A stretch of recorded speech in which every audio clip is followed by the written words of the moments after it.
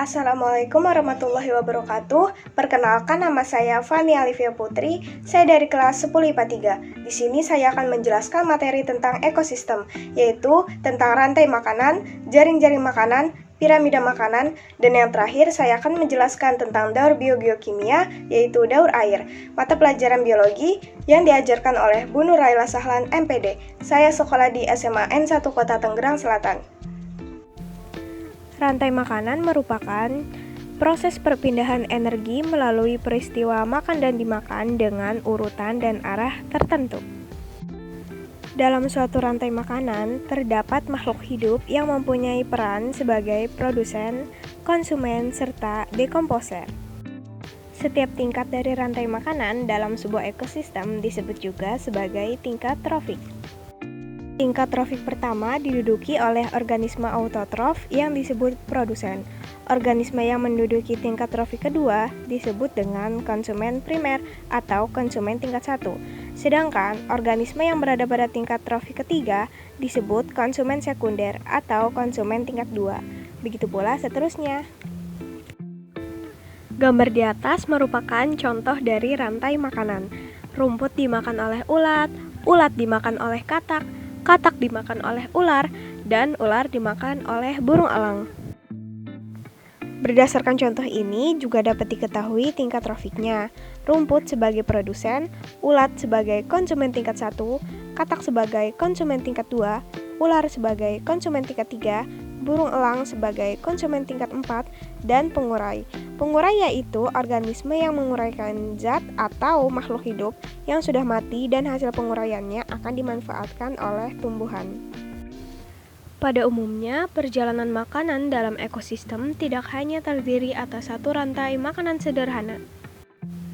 Suatu produsen yang sama dapat menjadi sumber makanan bagi beberapa jenis herbivora, dan satu jenis karnivora tidak selalu memakan satu jenis herbivora.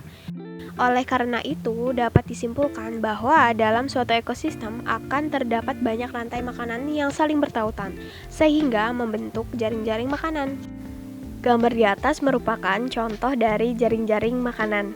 Dari contoh ini dapat dilihat bahwa rumput, sayuran, dan pohon sebagai produsen, tikus, kelinci, dan rusa sebagai konsumen tingkat 1, kucing, burung hantu, ular, dan harimau sebagai konsumen tingkat 2. Pada rantai makanan terdapat tingkat trofik tertentu. Organisme yang menempati tingkat trofik di bagian bawah merupakan sumber makanan bagi organisme di tingkat trofik selanjutnya. Untuk menjaga keseimbangan antara bahan makanan dan pemangsa, organisme di tingkat trofik atas mempunyai jumlah yang lebih sedikit daripada organisme di tingkat trofik bawahnya. Sebagai contoh, pada rantai makanan, jumlah rumput pada suatu ekosistem lebih banyak daripada jumlah herbivora. Begitu pula dengan jumlah herbivora. Jumlah herbivora lebih banyak daripada jumlah karnivora. Gambar di atas merupakan contoh dari piramida makanan. Pada gambar piramida makanan tersebut menunjukkan struktur trofik dalam ekosistem. Struktur trofik ini membentuk piramida ekologi. Selanjutnya, saya akan menjelaskan salah satu dari daur biogeokimia. Gambar di atas merupakan contoh dari gambar daur air. Seperti yang kita lihat pada gambar, awalnya air laut menguap atau terjadinya proses evaporasi karena terkena sinar matahari, serta tanaman-tanaman juga akan mengeluarkan air dalam bentuk uap melalui proses yang namanya transpirasi.